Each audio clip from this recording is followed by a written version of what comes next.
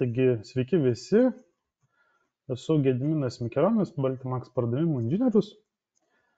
Šiandien mūsų tema yra veiklos tęstinumas su atsarginių kopijų kūrimu. Tai iš tikrųjų pakalbėsime plačiai ir apie pačias atsarginės kopijas, kaip jos yra daromos organizacijose, kokius sprendimus naudoja, reiškia geriausius metodus, iš praktinės pusės irgi vėlgi kaip atrodo. Pažymėsiu, kad viso webinaro metu galite chat skiltyje tiesiog rašyti klausimus, galbūt pastebėjimus arba pasidalinti patirtimi. Tai tiesiog pabaigoje atsakysiu į visus užduotus klausimus. O šiandien mūsų tema yra, reiškia, apie atsarginės kopijas, kaip jos užtikrina organizacijos tęstinumą. Tai potemės būtų statistiniai duomenys ar ne apie atsarginių kopijų kūrimą. Populiariausios klaidos, darant atsarginės kopijas, vėlgi, populiariausios klaidos tai yra gan surinkta gera informacija iš mūsų inžinierių, su kuo mes susidurėm, mūsų komanda būtent, kaip jau konkrečiai incidento atveju, kas nutinka ir kaip jos daromos. Taip pat pakalbėsime apie atsarginių kopijų 3-2-1 strategiją, kas tai yra ir kaip tai yra įgyvendinama. Toliau pakalbėsime apie akroninį sprendimą, reiškia, tai yra vienas iš galimų sprendimų, kuris, reiškia, užtikrina atsarginių kopijų kūrimą, reiškia, saugojimą, tai būtų debesijo, ar tai būtų lokaliai, išplėstinai pašnekėsim. Taip pat norėčiau atkreipti dėmesį, reiškia, apie žingsnius. Tai žingsniai, nuo ko reikėtų pradėti gyventi šį strateginių kopijų valdymo ir veiklos atkūrimo. TIS2 direktyvoje paminėtą punktą, arba gal teisingiau sakyti gairę, kaip užtikrinti būtent tam tikrus punktus iš TIS2 direktyvos. Visą laiką webinaruose mėgstu pasidalinti statistiką. Tai statistikos šaltinis yra Akronis. Iš Akronis apklausos buvo apklausta apie 6400 apklausos dalyvių. Ir apklausos dalyviai yra išsimėtę po visą pasaulį, taip sakyčiau. Ir yra ne tik vartotojai, bet ir IT vadovai, tam tikras skiltis. Tai pirmas, tik 10% naudotojų atsarginės kopijos kuria kasdien. Tai galbūt nėra būtinybės, vėlgi, kiekvieną dieną kurti atsarginių kopijų. 15% kartą ar 2 kartus per savaitę, o 34% naudotojų atsarginės kopijos kuria kas mėnesį. Kas mėnesį turbūt tas periodas toks standartinis, sakyčiau. Ir 41% naudotojų retai arba niekada nedaro atsarginių duomenų kopijų. Toliau 72% visų naudotojų per pastaruosius metus bent kartą teko atkurti atsarginę kopiją. Tai tas skaičius iš tikrųjų pakankamai aukštas. Vėlgi, atkurti galbūt tenka ne vien incidento atveju, bet testuojant. Tai reiškia, kad dalis naudotojų nusprendus nesukurti atsarginės kopijos, visam laikui prarado duomenis. Jeigu nėra atsarginės kopijos, reiškia, mes jas panaudoti, atkurti kažkaip ir neturime galimybės. Tik 12% IT naudotojų naudoja geriausią praktiką. Ir ta praktika yra paplitusi, reiškia, hibridinį debesijos ir vietinės atsarginių kopijų saugyklos modelį. Tai reiškia, jeigu ne 1, 2, 3 strategija, tai dažnai pasitaikanti strategija, kurią naudoja organizacijos, tai ir būna. Reiškia, viena kopija būna kažkur organizacijos infrastruktūrai ir kita kopija yra paslėpta debesijoje arba tiesiog į fizinį įrenginį padaryta ir kažkaip užrakinta nuo mūsų viso tinklo, kad organizacijos mastu niekaip nebūtų galima patekti. Arba vis dėlto atsidaro tam tikras laiko tarpas, kai ta atsarginė kopija yra daroma ir tada ta saugykla vėl užsidaro. Tai iš tikrųjų tai yra gyvenima labai skirtingai. 20 IT vadovų teigia, kad kas savaitę testuoja atsarginių kopijų atkūrimą. Vėlgi, testavimas yra labai geras dalykas, nes tikrai reikėtų tą daryti reguliariai ir tas pabandyti atstatyti atsarginės kopijas ypatingai svarbių kritinių duomenų, reiškia, bent periodiškai, tiesiog įsitikinti, kad atsarginė kopija atsistatė, visi reikiami duomenys yra pasiekiami, neišsigadinti, nes po atkūrimo dažnai būna ir tokių niuansų, kad ne visi duomenys gali atsistatyti. Nepaisant vis didėjančios kibernetinės grėsmės, tik 23% įmonių į saugumą investuoja daugiau nei 15% viso IT biudžeto. Vėlgi, tai yra apklausos dalyvių nuomonė, iš tikrųjų, kaip bebūtų liūdna, tačiau į saugumo sprendimus, į atsarginės kopijas ir panašiai yra investuojama tada, dažniausiai investuojama jau po incidento, jau tuo metu IT biudžetas išsipučia, sakyčiau, ne procentais, o kartais, nes mes tiesiog nenorim, pati organizacija nenori vėl papulti į kažkokį incidentą, kai nutrūksta organizacijos veikla tam tikram laikui ir viską reikia atstatyti iš naujo. Tai būna be galo sunku pačiai organizacijai, nekalbant apie pačią žalą.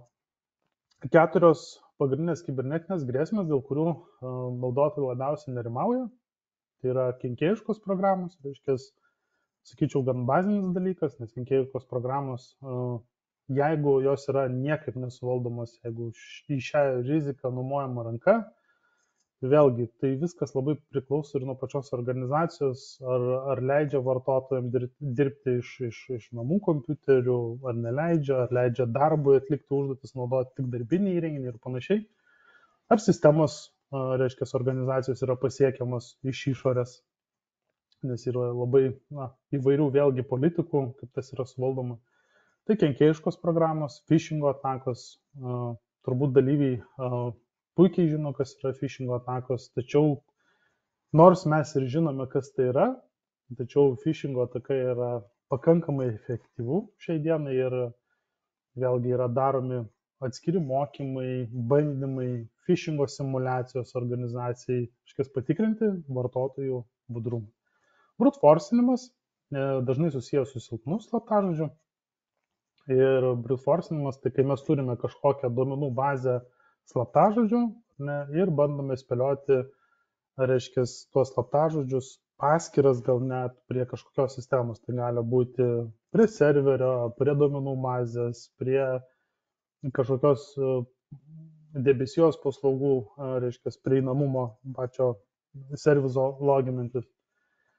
Na ir kitas dalykas, kas yra turbūt viena didžiausių baimių iš organizacijų, bent jau Lietuvoje, tai yra išpirkos reikalaujančios programos. Jeigu jos papuola į infrastruktūrą ir geba plisti visus įrenginius, tai be abejo žala yra labai didelė ir nesant atsarginių kopijų, iš tikrųjų sunku, reikia vėl viską ranka surašyti, visą informaciją, kad organizacija atsistatytų ir pradėtų veikti vėl visi procesai, kurie reikalingi organizacija egzistuoja. Keliaujant toliau, tai yra plačiai paplitusių duomenų atsarginių kopijų kūrimo strategija, 321 taisyklė, taip vadinasi. Ir tai, sakyčiau, viena stipriausių galbūt taisyklių, aišku, vėlgi viskas priklauso nuo organizacijos. Jeigu mes turime, reiškia, paprastai tariant, kažkokią duomenų saugyklą, dažniausiai tai būna NASas, ir jame guli įvairūs duomenys, intelektinė, asmeniniai duomenys, galbūt kažkokie darbo sutartys įvairios. Tai tą svarbu išsaugoti. Ir manau, kad ši strategija yra puikiai tam tinkama. Tai reiškia laikyti 3 duomenų kopijas, tai apima originalius duomenys ir bent 2 kopijas. Nereikia galvoti taip, kad mums reikia labai daug tų kopijų. Vėlgi, jeigu ten duomenys nesikeičia taip dažnai, tai gal mums užtenka ir tų 2 kopijų, jeigu mums reikia duomenų tikslumo ir jeigu tas mūsų, reiškia, saugykla gali sugesti, tai natūralu, kad mums reikia turėti pačią naujausią kopiją ir naujinti tą atsarginę kopiją gan pakankamai dažnai. Saugojimui naudokite 2 skirtingų tipų laikmenas, duomenys saugokite 2 skirtingų formų laikmenuose, kad padidintumėte duplikavimą ar dubliavimą. Tikrai pažįstu administratorių, kurie atsarginės kopijas saugo ir išoriniuose kietuosiuose diskuose. Tai tikrai nėra gera praktika, nes kietasis diskas paprasčiausiai tiesiog gali sulūžti ir tų atsarginių duomenų kaip ir nelikti. Yra ir kas naudoja RAID konfiguracijas. RAID konfiguracijas tai reiškia duplikuoja duomenis, reiškia, paskleidžia duomenis po 4, pavyzdžiui, arba 2 kietuosius diskus. Taip nutinka, jeigu, pavyzdžiui, vienas sugenda diskas, mes vis tiek iš kito disko sugebam atstatyti, arba tiesiog pakeičiam seną sugedusi diską ir vėl užsipildo tie duomenys. Tai vėl tos praktikos yra. Tačiau kalbant apie strategiją, ir laikykite bent vieną kopiją už įmonės ribų, tą paminėjau pradžioj, tai bendrai paimant turime 3 kopijas, turime, reiškia, 2 saugyklas lokaliai ir, paprastai tariant, viena išorinė kopija. Išorinė kopija gali būti vėlgi, tai gali būti ir fiziniai saugyklai kažkur serveryje, arba ransomware arba programos, reiškia, kurios reikalauja išpirkos, gali pasiekti, jeigu tai yra lokaliai kažkur pas mus uždaryta. Tačiau šiai dienai praktika yra tokia, kad mėgsta administratoriai atsarginės kopijas saugoti ir debesijos sprendimuose, ir esant poreikiai dar papildomai išsisaugo kažkur fiziniam įrenginyje. Taip ir gaunasi, kad 2, reiškia, saugome kažkur viduje, o 3 iškeliame į išorę. Labai paprastai. Nėra nieko sudėtingo. Periname prie klaidų. Klaidos iš tikrųjų labai paprastos, bet įvykus incidentui jos tampa esminės. Tai pačią pirmą tikriausiai nesunku atspėti klaidą. Tai nėra atsarginės kopijos iš vis. Tai incidento atveju mes visada klausime, ar buvo kažkas iš atsarginių kopijų. Tai kartais būna, kad neturi arba irgi užšifravo kenkėjiškas kodas. Tai čia turbūt pirminė problema, kai nėra iš vis atsarginės kopijos svarbių duomenų. Toliau judame prie antro punkto, tik fizinės kopijos. Jeigu tai yra fizinė mašina, arba fizinis įrenginys, reiškia, kuris kažkur stovi. Jeigu tai yra fizinis įrenginys ir mes kalbame apie ofisą, tai tada kiti klausimai. Ar tas fizinis atsparus ugniai, ar tam gali užlieti vanduo, ar, reiškia, įtakoti kažkokie kiti veiksniai. Nes yra tai buvę, kai duomenų saugykla, svarbiai infrastruktūroje Lietuvoje, tiesiog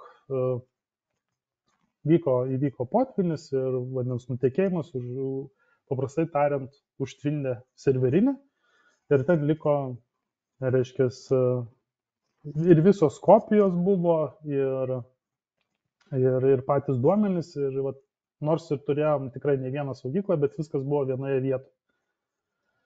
Tai čia klausimas būtų, ar mums reikia skaitmeninių kopijų, kurios laikomas yra kažkur kitur, kaip debesyje. Nuoseklumas, tai reiškia, kaip tos atsarginės kopijos yra laikomos, kaip jos yra testuojamos, nes pakankamai, sakyčiau, klaida ir yra, kad turime atsarginę kopiją, tai paklausus, kada paskutinį kartą teko atstatinėti, tai pusmetis atgal, iš tikrųjų reikėtų šiek tiek galbūt dažniau tą dalyką patikrinti. Kitas toks klausimas irgi pakankamai dažnas, per vartotoją ar per vietą, tai reiškia, dar kitaip, per gigabaitus tą kopiją, iš tikrųjų viskas priklauso vėlgi nuo organizacijos.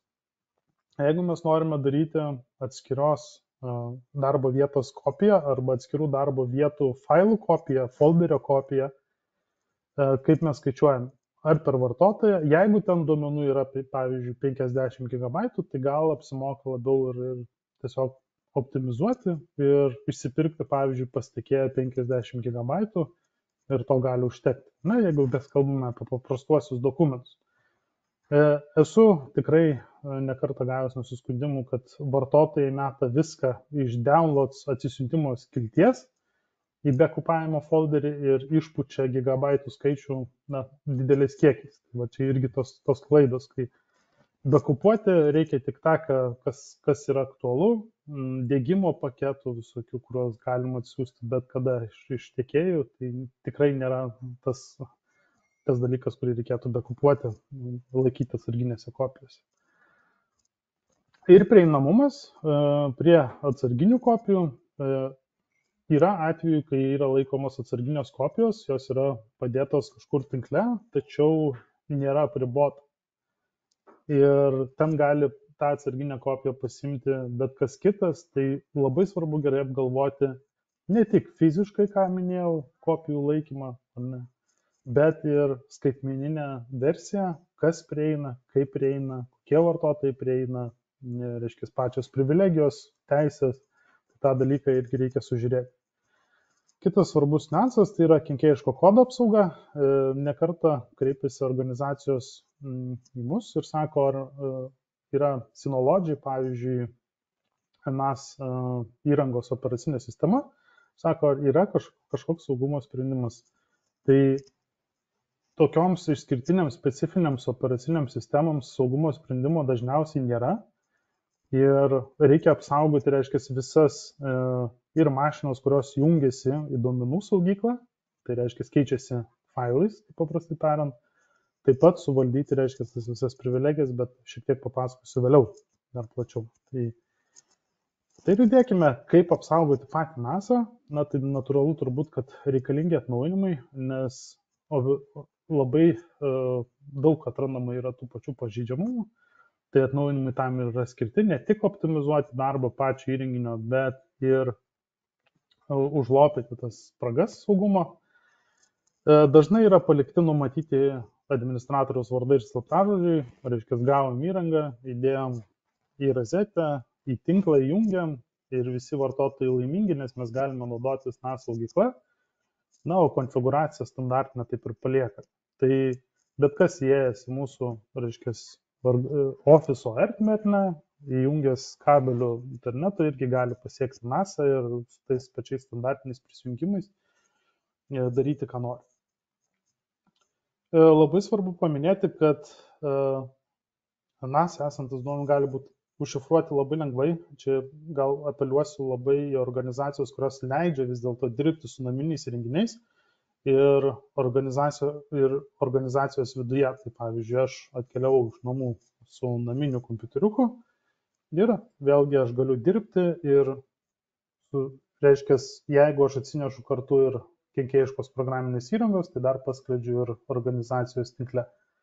Tai tas turėtų būti apribojama ne tik kaip žodinis įspėjimas, bet ir suformuoti saugumo politiką ir kaip vartotojai turi dirbti su kokiais įrenginiais, tą apsirašyti, tai ir laikytis tų saugumo gairių ir saugumo politikų. Taip pat saugumo nustatymų konfiguravimas, tas galioja ne tik NASams, bet apskritai kalbant apie visus tinklo įrenginius, maršrutizatorius, switchus, apskritai visus įrenginius, Internet of Things. Dar irgi yra naudojama ta sąvoka interneto daiktai, reiškia, kokie jie ryšį turi, kaip jie atnaujinimus siunčiasi, nes kokie nustatymai irgi Wi-Fi'aus pačiu yra, šifravimo metodologija yra svarbi, kaip tie duomenys, reiškia, sklando ore, ar jie yra užšifruoti ar neužšifruoti. Tai prieš konfigūruojant tikrai reikėtų pasidomėti, ką mes konfigūruojam ir kaip tinkamiausia praktika tą atlikti. Vėlgi antivirusinė, reiškia, kompiuteriuose. Na, dažna klaida, čia gal tokia praktikos pasidalinimas, reiškia, su jumis aptinkama, reiškia, labai didelė problema, sakyčiau, Lietuvoje. Neįskirčiau galbūt Lietuvos, tai sakyčiau, gal net per visas šalis. Tai turime, reiškia, pasišėrinę katalogus ir čia ko trūksta, tai trūksta, reiškia, privilegijų suvaldymo, kas gali prieiti prie tam tikrų folderių, failų, nes dažniausiai būna įjungta, kad visi vartotojai, ar tai būtų lokalus vartotojas, ar tai būtų domeniniai vartotojai, vadinami, jie turi prieigą prie visų failų esančių, reiškia, tinklo aplankose. Vėlgi, tai gali būti NASas, tai gali būti tiesiog pašėrintas folderis. Ir ten mes galime turėti įvairias teisės, ar tai read, ar tai ir modifikuoti kažką. Tai tas yra irgi be galo svarbu ir tai yra dažna klaida incidentuose, kuriuose aptinkame, kad jeigu yra įvykus kibernetinė ataka panaudotas kenkėjiškas kodas, dažniausiai tai būna išpirkos reikalaujančios programos, dar kitaip gerai žinomas kaip ransomware. Tai čia tiesiog labai paprastai, jeigu teisų užtenka vartotojui iš bet kurio vartotojo tiesiog prisijungti prie katalogų, tai labai paprastai juos užšifruoja. Vienas kompiuteris užšifruoja visos įmonės duomenis. Ir tokiais atvejais nesant jokios atsarginės kopijos, tai tada iš tikrųjų organizacija turi atkurti viską savom rankom ir tai tas užtrunka iš tikrųjų labai ilgą laiko tarpą. Esame turėję atvejų, kai užšifruoja būtent incidentai užšifruoja visą share katalogą, kur guli visi duomenys, plus užšifruoja ir saugyklą, kuri yra tame pačiame tinkle, irgi nėra niekaip apsaugota, tai tiesiog buvo užšifruota ir įmonė nors ir daro atsarginės kopijas, jį jas prarado, būtent tokiu būdu.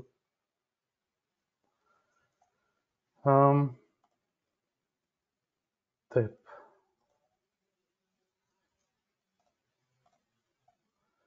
Taip, judame toliau. Noriu priminti, kad jeigu turite klausimų, galite klausti. Tai kas yra TIS2 arba NIS2 direktyva? Tai yra antroji ES tinklų ir informacijų sistemos saugumo direktyva. Aš tikrai neįsiplėsiu, kas tai yra detaliai, tik tai gal paminėsiu, kad jinai bus, tos, kaip pasakyti, reiškia, įsigalios, reiškia, persikels į nacionalinę teisę ne vėliau kaip iki 24 spalio 17 dieną. Yra daug įtarimų, kad šiek tiek ir nusivėlins. Šiuo metu yra pasiekiamos tik tai gairės, tai kaip atrodys. Atkreipiu dėmesį, kad nors gairės nėra žinomas, jos yra labai panašios į ISO 27000, reiškia, pačią metodologiją. Ir TIS2 pagrindiniai tikslai yra didinti kibernetinio atsparumo lygį, laiku sureaguoti į incidentus bei juos suvaldyti, pagerinti informacijos mainų saugą tarp įmonės ir trečiųjų šalių, atsižvelgti į kibernetinio saugumo higieną. Atrodo tokie paprasti ir iš esmės primityvūs gal net punktai, tačiau organizacijoje šiai dienai to tikrai trūksta. Dėl ko manau, kad TIS2 direktyva tą kažkiek pataisys ir tos organizacijos, kurios patenka būtent po TIS2 direktyvą, turės, reiškia, kažkaip tą vienaip ar kitaip išspręsti.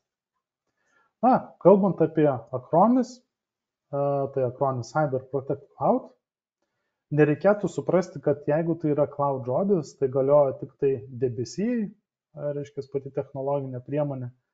Jinai galioja darant atsarginės kopijas ir lokaliai, ir naudojant patį sprendimą lokaliai.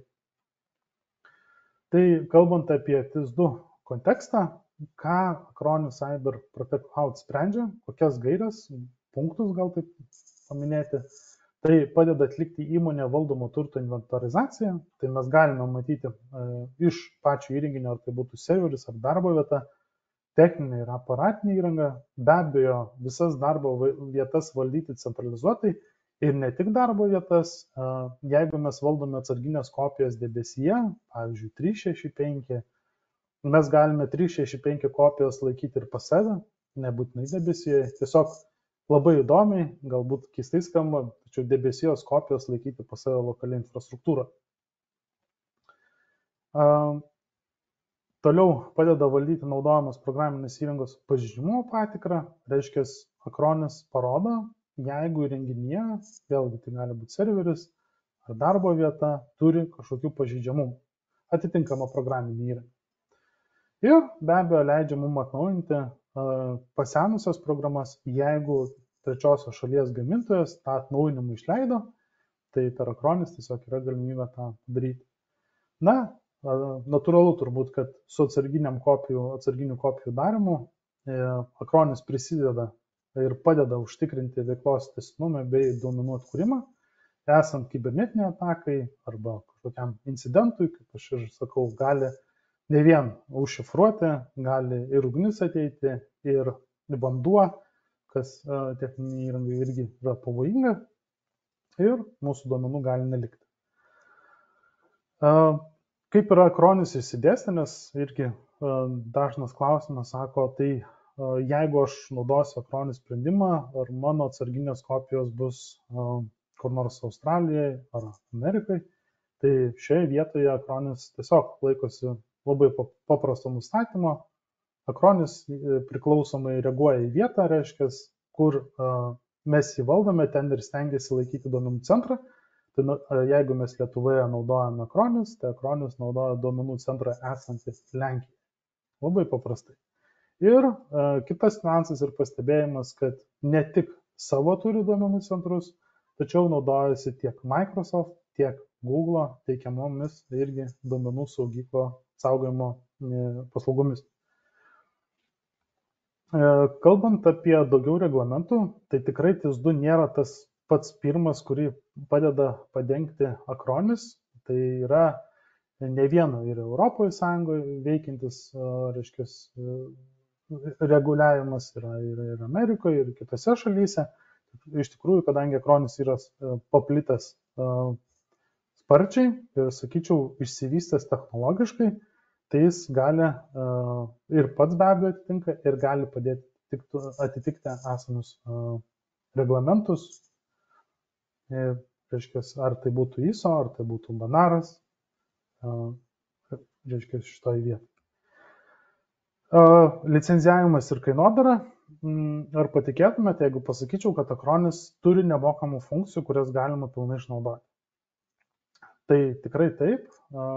Tikrai turi ir būtent iš saugumo pusės akronis siūlo kaip pavyzdys pažeidžiamumo vertinimą, antivirusinę apsaugą, kurią mes galime naudoti visiškai nemokamai, tai nėra kažkaip apskaičiuojama, tiesiog reikia turėti paskyrą ir prijungti darbo vietas ir štai mes jau turime ir programinės įrangos vertinimą, reiškia, kokia programinė įranga yra pažeidžiama. Ir, žinoma, mes galime, reiškia, imtis atitinkamų veiksmų, kai mes turime kažkokios informacijos. Be abejo, centralizuotas valdymas, nuotolinis darbalaukis ir nuotolinė pagalba, techninės įrangos inventorizacija irgi yra nemokama. Tai kitas klausimas, tai kas vis dėlto yra mokama? Tai mokama yra atsarginės kopijos. Natūralu turbūt, kad jeigu mes norime daryti atsarginės kopijas, laikyti debesyje, su akroniniu sprendimu galima laikyti ir pas save infrastruktūrai, tiesiog susimokėti už pačios programinės įrangos veikimą, kad ta atsarginė kopija atsidurtų pas mus infrastruktūrą. Kalbant apie beokupavimą, tai nesiplečiant labai smarkiai, iš tikrųjų akronis turi labai daug atsarginių kopijų darimo konfiguracinių opcijų, taip gal pasakyčiau. Ir čia mes rinktis, ką beokupuoti galime labai įvairiai. Nuo virtualių mašinų, duomenų bazių, tinklo folderių, pavyzdžiui, NASA mes turime, arba debesijos sprendimų irgi beokupuoti. Taip pat yra galimybė toks kaip disaster recovery vadinasi, teko bandytis pačiam. Tai jeigu aš turiu serverį, kuris laiko kažkokią svarbią programinę įrangą arba atlieka labai svarbią užduotį, ir jeigu jis nustoja veikti, tarkim, paima ir dingsta, arba sugenda, arba užšifruoja, tai su disaster recovery aš galiu atstatyti serverį akronis debesijoje, pilnai sukonfigūruoti, kad jisai veiktų ir aptarnauti užklausas arba tiesiog veikti. Kaip visa programa. 2 licencijavimo modeliai, minėjau apie klaidas, tai svarbu įsivertinti ir tinkamai pasirinkti, jeigu mes imame per vietą, pavyzdžiui, įsiperka praeitą savaitę klientas sako, man reikia 300 GB, čia kaip dokumentams tikrai užteks, bet įsivertinkite tokias klaidas, kad vartotojai gali kelti bet kokius duomenis, ne vien dokumentus, arba informuoti tiesiog darbuotojus, kad nekelkite labai didelių failų, kurie nėra reikšmingi organizacijai. Arba tiesiog rinktis per workload, tai reiškia per naudojamą sistemą arba per sistemą, pavyzdžiui, reiškia mes turime per darbo vietą. Labai paprastai, nesvarbu kiek gigabaitų, renkamės per darbo vietą, arba per serverį, arba per virtualią mašiną ir panašiai. Acronis, sakyčiau, kokiais 2008-2006 metais, labai gerai atsimintos laikus, Acronis buvo kaip atsarginių, reiškia, kopijų darimo, tik atsarginių kopijų darimo programinį įrangą. Šiai dienai Acronis turi, sakyčiau, pakankamai daug sprendimų. Tiek patys saugumo sprendimai, kaip antivirusinė, reiškia, įvairios ataskaitos, kietųjų diskų ataskaitos, elektroninio pašto apsaugos, netgi turi panašų sprendimą kaip Microsoft OneDrive, tai tiesiog mes saugome ten, keliame failus, sinchronizuoja tarp visų vartotojų ir mes tą visą matome ir galime valdyti visi vienu metu. Pažeidžiamumo analizė, tai reiškia palaikomos operacinės sistemos, tai yra daugiau negu reikia organizacijoms, nuo Windows 7 ir aukščiau, arba Windows Server 2.8 ir aukščiau, kas labai svarbu. Tai Windows Server pabrėžti norėčiau čia ir šiek tiek stabtelt, nes mūsų praktikoje Windows serveriai dažnu atveju iš vis neturi jokio saugumo sprendimo ir paklausus administratoriaus, kodėl neturi, tai sako, neturim, nes galbūt pradėtų strigti pati virtuali mašina, strigtų tada procesai visi. Tai šiai dienai antivirusinės yra puikiai pritaikytos tokioms aplinkoms, jos nestrigdina, stengiasi nestrigdinti ir tiesiog Windows serveriai veikia tinkamai. Nes vėlgi, jeigu taip procentaliai žiūrint, tai tarp 80 ir 90% visų incidentų, kuriuose dalyvavo išpirkos reikalaujančios programos, būtent ir buvo neapsaugoti Windows serveriai, arba jie buvo apsaugoti, bet su sena programinė įranga niekas jų nenaujino. Tai vėlgi yra labai daug skirtingų scenarijų. Taip pat svarbu paminėti Microsoft Office paketus. Labai mėgsta išnaudoti pažeidžiamumus, dėl to, kad tai yra labai naudojama, reiškia, labai reta organizacija nenaudoja Microsoft Office. Tai Microsoft Office'as vėlgi, kadangi licenzijavimas leidžia naudoti ir 2010 metų ir aukštesnės versijas, tai pažeidžiamumų ten yra apstu. Na, kitas programos, tai turbūt kaip ir aiškios, tai Adobe, Zoom'ai, Teams'ai, vėlgi ką aš naudoja mūsų organizacijai. Svarbu dar atkreipdėmėsi naršyklės, reiškia, nes per naršyklės irgi didžioji kenkėjiško kodo dalis prasileidžia. Acronis mes matysime, reiškia, techninės įrangos būklę, kalbu ne tik tai kaip skaičiukus ant popieriaus, tiesiog, o būklę pačio kietojo disko, ar tai būtų kietasis diskas HDD, ar tai būtų SSD greitasis diskas, tai matysime jų būklę. Jeigu jie arti susidėvėjimo, kiek valandų jie veikia, tai irgi tą atvaizduos. Techninės įrangos inventarizacijos surinkimas, reiškia, matysime tiek aparatinę įrangą, tiek taip klasikinį vadinamą EDREMU program sąrašą, kas būtent įdiegta pačioje programoje. Nuotolinis darbalaukis ir nuotolinė pagalba, jeigu mums reikia, pavyzdžiui, prisijungti prie darbo vietos ir serverio pačio.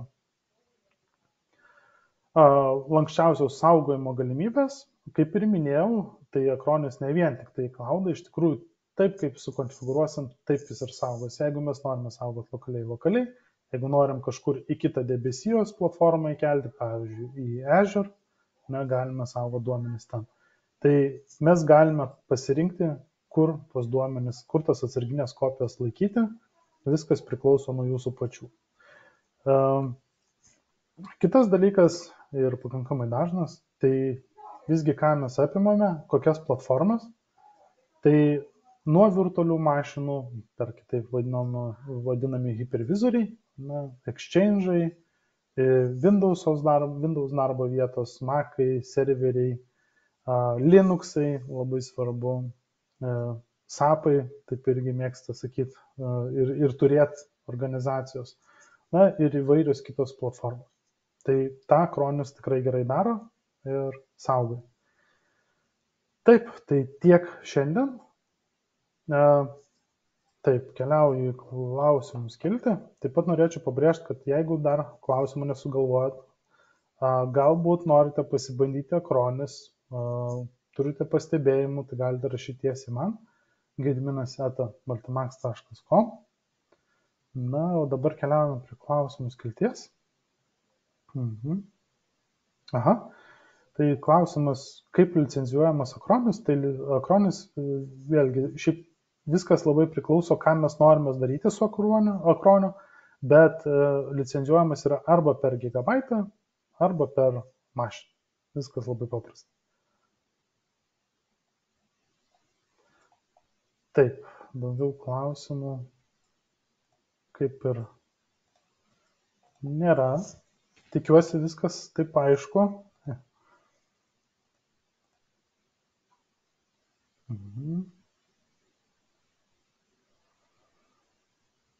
Taip, tai daugiau klausimų nesulaukiu, nors dalyvių matau iš tikrųjų išties daug. Na, jeigu turėsite klausimų, visada galite klausti.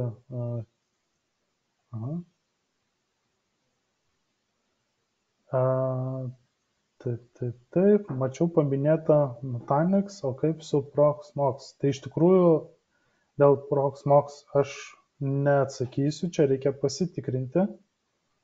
Tai pasitikrinsiu ir pasižiūrėsiu, nes dabar taip greituoju būdu negalėsiu ir atsakysiu elektroniniu paštu.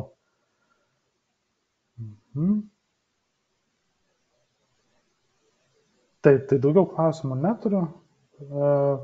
Ačiū visiems už dalyvavimą. Norėčiau palinkėti geros ir darbingos likusios dienos savaitės. Ačiū ir iki.